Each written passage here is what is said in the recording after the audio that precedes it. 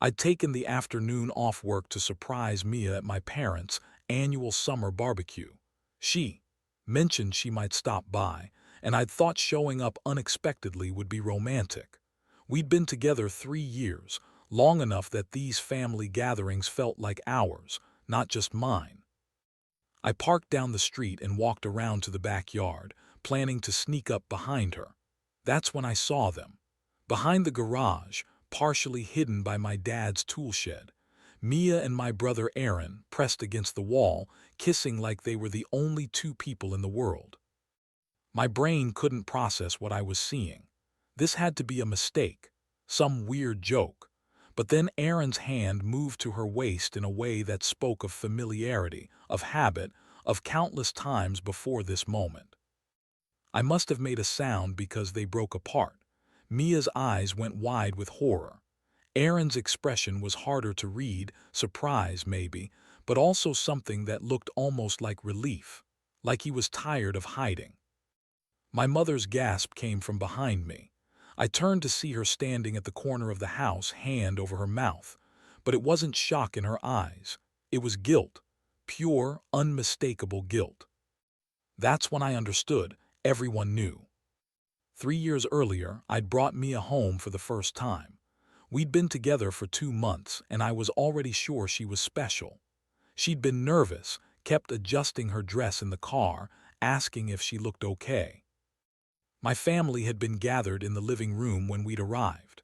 Mom hugged Mia immediately, said she'd heard so much about her. Dad shook her hand with his formal politeness. And Aaron, my older brother, my childhood hero, the person I'd always looked up to, had grinned and pulled her into a friendly hug that lasted just a second too long. "Welcome to the family," he'd said with that charming smile that made everyone like him instantly. "Alan's told us you're something special." Mia had blushed, laughed, fit right into our family dynamic like she'd always belonged. Aaron had teased her gently about her favorite movies, made jokes that had her giggling, asked questions that showed genuine interest in her life. At the time, I'd been thrilled. My girlfriend and my brother getting along felt like proof that my life was coming together perfectly. Mom had even commented as Mia helped clear dishes, "She fits right in here, doesn't she?" I'd agreed wholeheartedly, proud that the woman I loved had been accepted so easily. Had no idea those words meant something completely different to everyone else in that room. The signs had started small. Mia canceling date nights because Aaron needs help moving some furniture, or your mom asked if I could help with dinner prep. I'd been understanding at first. She was building relationships with my family, which seemed healthy and normal. But it kept happening.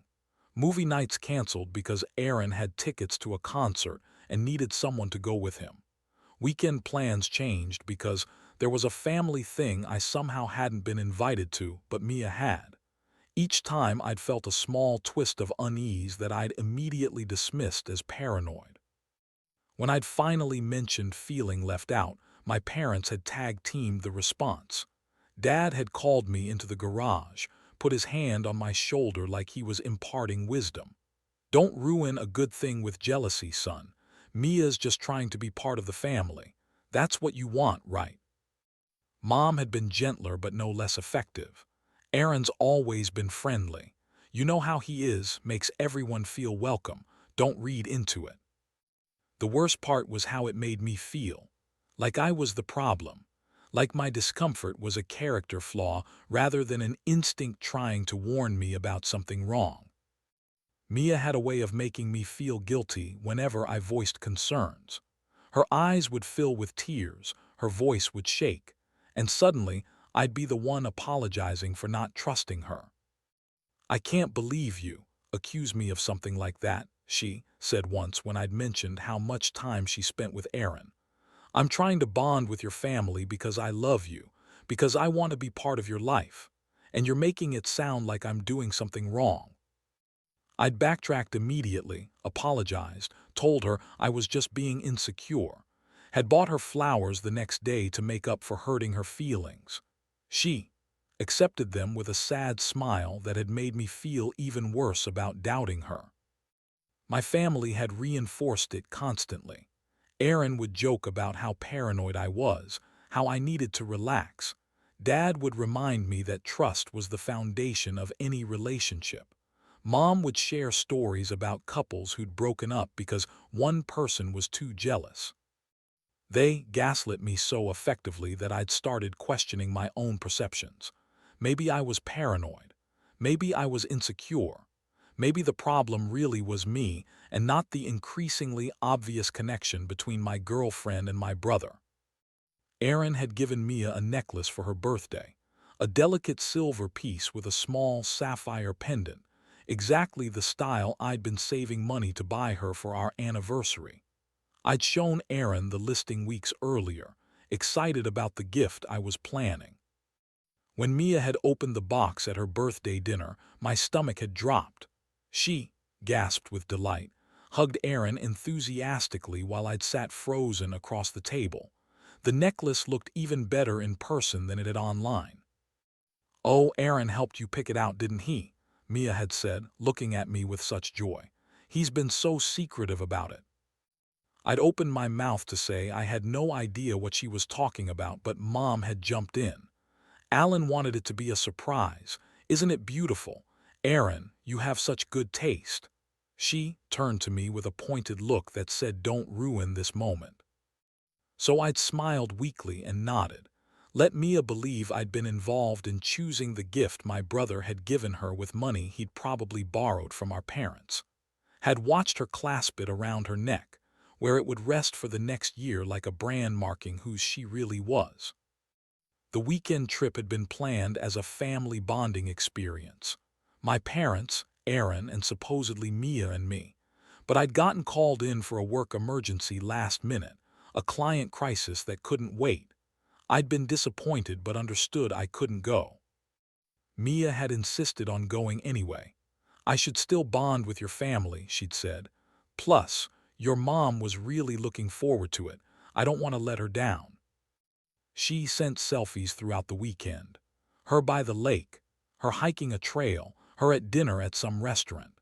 But none of the photos included my parents. When I'd mentioned that, she'd said they'd been taking the photos or had gone to bed early or just preferred to stay out of pictures. 2 weeks later, I'd been looking at my dad's Facebook and noticed photos from that same weekend. Him and Mom at home, working in the garden, having dinner with neighbors. They'd never gone on the trip at all. When I'd asked Mia about it, she'd gotten flustered, said she must have misremembered the dates, that maybe it had been a different weekend. But I'd checked our text messages.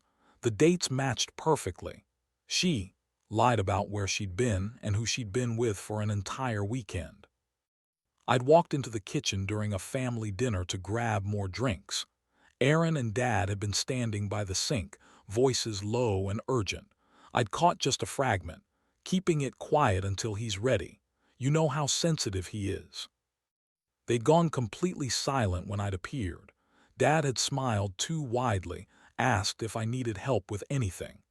Aaron had clapped me on the shoulder and suggested we head back to the table. The conversation had shifted immediately to sports and weather.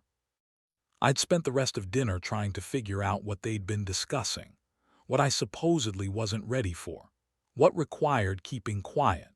The obvious answer was too painful to consider seriously, so I'd convinced myself it was about a surprise birthday party or a family financial issue they didn't want to worry me with. That's what I'd become good at, finding innocent explanations for suspicious behavior, building elaborate stories that let me avoid facing what was increasingly obvious. My family had learned they could do almost anything as long as they made me feel crazy for noticing. Mia had started pulling away. The change was gradual but undeniable. She texted less, her responses becoming shorter and less enthusiastic. Our physical intimacy decreased. She was always tired or stressed or just not in the mood. When we did spend time together, she seemed distracted, like part of her mind was somewhere else. She started using phrases Aaron often said. His jokes, his observations about movies or politics, his way of describing things. When I'd pointed out, That's exactly what Erin said last week. She'd claim it was just because they'd been talking recently and phrases stick in your head. I'd noticed she'd laugh at references I didn't understand, would make inside jokes about situations I'd never been part of. Her life was increasingly filled with experiences I wasn't included in, moments I hadn't shared. The harder I'd tried to hold on, the further she'd drifted. I'd planned elaborate dates she'd cancel, sent thoughtful gifts she'd barely acknowledge, tried to recreate the connection we once had while she'd grown increasingly distant every day. Looking back, I'd been clinging to someone who'd already left, fighting for a relationship that had ended long before I'd realized it was over. She asked for space on a Tuesday evening, sat me down with that serious expression that meant bad news was coming, said she needed time to figure out what she wanted, that our relationship felt suffocating, that she wasn't sure if we were right for each other anymore. I'd spiraled completely, stopped sleeping, barely ate, replayed every moment of our relationship trying to figure out what I'd done wrong, called and texted constantly, apologizing for things I couldn't even name, begging for another chance to fix whatever was broken. My parents had told me to give her space. Mom had said Mia just needed time to think, that pushing would only drive her further away. Dad had reminded me that relationships went through rough patches. Erin had been suspiciously silent, avoiding my calls. What I didn't know was that Mia had moved into Erin's apartment the same day she'd asked for space.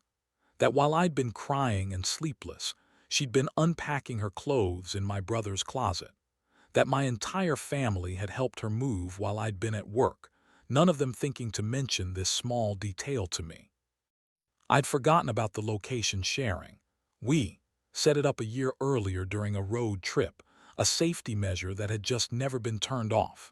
3 weeks into our break, I'd opened the app mindlessly while lying in bed at 2 a.m., unable to sleep. Her location pin was at Erin's apartment. Had been there for hours. Was there most nights, I realized, checking the history. She was living with him while telling me she needed space to think about our relationship. I'd driven there in my pajamas, desperate for some explanation that made sense. Knocked on the door at 2:30 in the morning. Heard both their voices inside, heard movement, heard a long silence before Erin had finally opened the door. My mother had called while I'd been standing in that hallway. She'd somehow known I was there, had begged me not to make a scene, to come home and talk about this rationally. The fact that she'd known where I was, what I'd discovered, meant she'd been aware all along. Erin had invited me in with casual confidence, like I was dropping by for a beer rather than discovering my girlfriend living in his apartment. Mia had stood behind him in one of his t-shirts, unable to meet my eyes. I'd asked how long. Erin had shrugged. Does it really matter? His tone had been almost bored, like my pain was inconvenient rather than devastating. Mia had tried to speak, started several sentences about how things just happened, how she hadn't meant for it to go this way. But Erin had put his hand on her shoulder, possessive, protective, and she'd gone quiet. My parents had arrived 15 minutes later. I hadn't called them, which meant Erin must have. They tried to mediate, to calm everyone down, to make this into a situation that could be reasoned through rather than the fundamental betrayal it was. You can't control love, my mother had whispered when I'd looked to her for support. Sometimes these things just happen. We're still a family. I'd left then, shaking so hard I could barely drive. Behind me, my family had stayed in that apartment, probably comforting Mia and Erin about how difficult this was for them. The isolation had happened gradually. Family group chats I'd been removed from, invitations to gatherings that somehow never reached me, calls that went to voicemail and were never returned. When I'd asked Mom about Thanksgiving plans, she'd been vague. Said they were keeping it small this year, just immediate family. I'd pointed out that I was immediate family. She'd gotten flustered, said of course I was invited if I wanted to come, but wouldn't it be awkward? Friends had started taking sides. Mutual friends of mine and Aaron's had been told I was being unreasonable, that I was refusing to let Aaron be happy, that I was making everything more difficult than it needed to be. Several had stopped responding to my messages. I'd started therapy just to have someone validate that what had happened wasn't normal.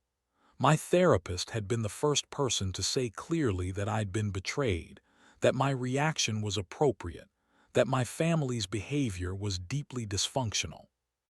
But knowing that intellectually didn't stop the loneliness, didn't fill the space where my family used to be, didn't make me feel less abandoned by every person who was supposed to love me unconditionally. 6 months later, Mom had called. Her voice had been bright and forceful, the tone she used when she'd already decided how things would go, a family dinner to clear the air and move forward. She made it clear that refusing wasn't really an option. I'd walked into that dining room to find Mia sitting beside Aaron, wearing the necklace he'd given her. They'd been holding hands on top of the table, a statement that their relationship was established and accepted. Everyone had greeted me with careful politeness. Dad had asked about work. Mom had complimented my haircut. Aaron had nodded at me like we were acquaintances rather than brothers. Mia had smiled nervously, that guilty expression she'd perfected. The entire evening had felt scripted. Conversations carefully steered away from anything uncomfortable. Laughter that sounded forced. My family performing normalcy while expecting me to join the production. Dad had made a toast. To family, he'd said, raising his glass. Everyone had clinked glasses and smiled, celebrating a version of family that had erased the betrayal and expected me to do the same. I'd forced myself to smile through it all, choking on the performance of forgiveness I hadn't actually granted. The breaking point had come toward the end of that dinner. I'd gotten up to use the bathroom and had overheard Aaron talking to our cousin in the hallway. His voice had been loud enough that I'd known he hadn't cared if I'd heard. "I mean, I won," Aaron had said with a laugh. "Fair and square. Not my fault Alan couldn't keep her interested. Besides, Mom and Dad always liked me better anyway. This just made it official." Our cousin had laughed uncomfortably, said something about it being complicated. Aaron had dismissed it. "Only complicated because Alan won't move on. Rest of us are fine." I'd stood in that hallway, tears blurring my vision, finally understanding the complete scope of my family's betrayal. This wasn't just about Mia and Aaron having an affair. It was about a lifetime of being second choice, finally confirmed in the cruelest possible way. I'd walked out mid-meal without saying goodbye. Heard my mother calling after me, heard Dad tell her to let me go. Drove home with my hands shaking so hard I'd nearly had to pull over. The months that followed were the loneliest of my life. I'd stopped attending family events entirely. My phone stayed silent except for occasional messages from Mom that somehow always circled back to Aaron. "He feels terrible, you know," she'd text, as if his feelings were what mattered, as if I should feel bad that my brother felt guilty for sleeping with my girlfriend for 3 years while my entire family covered for them. I'd started to believe maybe I was the problem. Maybe I was being too sensitive, too unwilling to forgive, too stuck in the past. The isolation made me doubt myself in ways the betrayal hadn't, made me wonder if they were right, that I just needed to move on and accept the new family dynamic. The numbness was almost worse than the initial pain. At least pain meant I still cared. The emptiness that replaced it felt like giving up, like accepting that I'd never matter to them the way Aaron did. My birthday arrived 6 months after that disastrous dinner. I'd woken up to a single message from my mother, a family photo showing everyone gathered at her house. Aaron and Mia were front and center, smiling. My parents beamed beside them.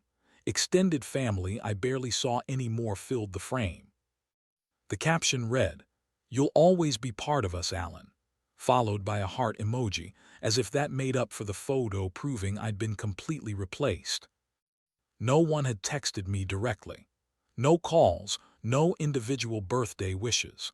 Just that group photo demonstrating that they were perfectly happy without me, that my absence hadn't created any void in their family dynamic. I'd stared at that photo for hours, studied their faces for any sign that someone missed me, that anyone had pushed back against this gathering that deliberately excluded me, found nothing but contentment. That's when I'd realized they hadn't just betrayed me, they'd erased me, rewritten the family story with me edited out, and they were all happier for it. I'd been picking up lunch near my old neighborhood when I'd run into Kayla, one of Mia's former college friends. We met a few times before everything had fallen apart. She looked uncomfortable seeing me, like she'd been caught doing something wrong. We made awkward small talk before she'd said, almost without thinking, "I'm just happy Mia finally gets to be herself now, you know." The words had hit like a physical blow. I'd asked what she meant. Kayla had backtracked immediately, realized she'd revealed something she shouldn't have, but the damage was done. "Just that she seems happier," Kayla had said quickly, "and confident, that's all I meant." But we'd both known that wasn't all she'd meant. She meant that Mia had been pretending with me, that her real self had been the person who'd wanted Aaron all along, that I'd been the obstacle standing between her and the life she'd actually wanted. Walking back to my car, something had shifted. I'd spent months questioning myself, wondering what I'd done wrong. But Kayla's comment had crystallized something important. I hadn't done anything wrong. They had, and I'd been letting them control the narrative. My mother's call had come 3 weeks after my birthday. Her voice had been carefully cheerful, the tone she used when she wanted something. "We'd love for you to come to dinner this Friday," she'd said. "Let's move on, honey. It's been long enough." Something in how she'd said it, rehearsed, manipulative, had made my decision easy. "I'll be there," I said. Mom had sounded relieved. "Oh, wonderful, I knew you'd come around eventually. We're family after all." But I wasn't coming around. I wasn't forgiving them or accepting the new dynamic. I was done hiding, done avoiding them, done letting them control how this story ended. I needed to see them all together one more time. Not to reconcile, but to finally get closure. To look them in the eyes knowing exactly who they were rather than who I'd needed them to be. Walking into that house felt surreal. The dining room had been set up like a celebration. Fancy dishes, candles, my mother's good tablecloth. Like my attendance was an achievement worth commemorating. Mia was there, positioned beside Aaron at what used to be my seat. She dressed up, makeup perfect, hair styled. They'd both put effort into looking like the happy couple my family had decided they were. My parents had beamed at me like I was a child taking my first steps. "See," Mom had said. "We can all be family again. Isn't this nice?" Aaron had smiled that confident smile of his. Mia had looked nervous but hopeful. Everyone was performing the scene they'd scripted. The prodigal son returns and forgives everyone so they could all move on without guilt. I'd forced myself to smile, sat through appetizers and small talk. Let them think this dinner was working, that I was coming around to their version of events. Inside, something was cracking, the last pieces of the person who'd needed their approval finally breaking free. The comment had come during dessert. Aaron, emboldened by what he'd perceived as my acceptance, had decided to make a joke. "Guess Mom was right," he'd said, grinning. "Mia was meant to stay in the family. Just took us a while to get the arrangement right." The table had erupted in laughter. Even Mia had giggled, squeezing Aaron's hand. My parents had chuckled like it was the funniest thing they'd heard. Like my pain was just part of a story with a happy ending for everyone who mattered. I'd looked around that table. Not one person had defended me. Not one person had said the joke was inappropriate or cruel. They'd all decided this was acceptable, that I deserved to be the punchline of my own humiliation. My hands had started shaking. I'd stood up carefully, placed my napkin beside my plate with deliberate precision. Everyone had gone quiet, watching me with various expressions of confusion and concern. I'd walked out without a word, heard my mother calling after me, heard Aaron say something about me being too sensitive, heard the conversation resume as I'd opened the front door. Behind me, my family continued their dinner, barely interrupted by my departure. I'd sat in my car in their driveway for 20 minutes, hands gripping the steering wheel, working through the rage and hurt until I'd reached something clearer. They hadn't just betrayed me, they'd rewritten history to make themselves the victims of my bitterness. That's when I'd remembered the house, the investment property my father had struggled to finance 10 years ago. Aaron and I had both co-signed to help, but I'd been the one actually making payments when Dad had come up short. Aaron had promised to pay his share and never did. The house was technically in all our names, but I'd paid for it. Had the bank records, the receipts, the documented loans that had never been repaid. Dad had always intended to transfer it to Aaron and me eventually, calling it our inheritance, but he'd never actually done the paperwork. I'd driven home and started digging through old files. Found everything I needed: proof of payments, documented agreements, bank transfers. The house was more mine than theirs, and Aaron had been using it as a rental property, collecting income on something he'd never paid for. I'd spent 3 weeks gathering documentation, not just about the house, but about Aaron's entire financial situation. He'd been portraying himself as a successful property manager, the responsible son who'd taken over the family business. But the reality was messier. The local newspaper had covered our family business a few years ago, a puff piece about Aaron's success managing family properties. He positioned himself as the heir apparent, the one carrying on Dad's legacy, had conveniently omitted that I legally owned half of everything he was managing. I'd reached out to the reporter who'd written the original piece, sent her copies of the actual ownership documents, the payment records, the full financial picture Aaron had misrepresented, mentioned that there were some inaccuracies in the original story that might be worth following up on. 2 weeks later, the article ran, "Family business mismanaged under false ownership, legal dispute brewing." It was fair, factual, and devastating. Detailed how Aaron had claimed credit for properties he didn't actually own, collected income from rentals he had no legal right to manage. My phone had exploded with messages, but I'd turned it off and waited for the fallout to begin. Aaron's carefully constructed image had started crumbling immediately. Investors who'd trusted him based on his claimed success started asking questions. Friends who'd admired his business acumen began questioning what else he might have lied about. Extended family who'd praised him called my parents, demanding explanations. Mom had called me frantic, crying, "You're destroying your brother. How could you do this to family?" I'd been calm in a way that had surprised me. "I'm not destroying him. I'm correcting the record. He destroyed himself by lying about what he owned." She tried guilt, anger, bargaining. Had told me I was being vindictive, that this would hurt the whole family, that I needed to think about something bigger than my hurt feelings. But I'd already made peace with my decision. Aaron had left voicemails that had evolved from anger to panic, accused me of betrayal, of ruining his life, of being petty and vindictive. I'd forwarded them all to my lawyer, along with documentation of every unpaid debt Aaron had buried in the family finances. Within 3 weeks, Aaron had lost his position managing the properties and had been forced to move out of the house I legally owned half of. The chaos had been spectacular to watch from a distance. Mia, unable to handle the embarrassment and Aaron's sudden financial instability, had left him. Not because she'd realized what they'd done was wrong, but because she'd been humiliated by the public exposure of his lies. She posted a carefully worded statement on social media about choosing herself and learning to love herself first. Nothing acknowledging what she'd done to me, just vague self-help language that let her play the victim of her own story.